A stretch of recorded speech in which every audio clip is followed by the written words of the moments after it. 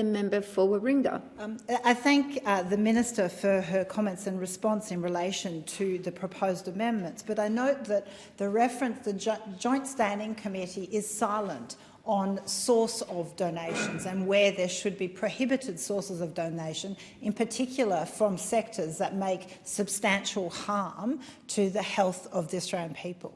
Noting in that respect that we are now, the government is, despite the commitments, and I support the recommendations made from the Joint Standing Committee, but they do not address the question of why there should be an exception for political donations or gifts in relation to vaping companies. Now, these are substantially powerful lobby groups.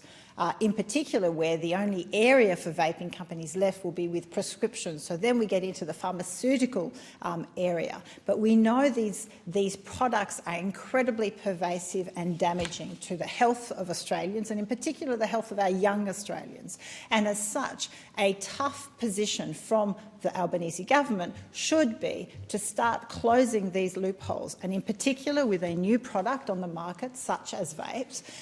It is simply, I would argue, unconscionable to maintain an exception for political donations, which ultimately serves the interests of people in this place at the expense of the health and well-being of Australians. And as such, it is now the time to close those loopholes. So while we are considering this legislation that now starts to address the scourge of vaping, why would the government have a position that is so contrary to community expectations to go hard on these products and ensure they don't have influence over government decisions when it comes to imposing sanctions? And so getting rid of this exception of political donation and electoral expenditure is incredibly important. We know when it comes to tobacco, the National Party continues to accept donations from big tobacco companies. And clearly this is completely at odds with the health and well-being of Australians in their communities.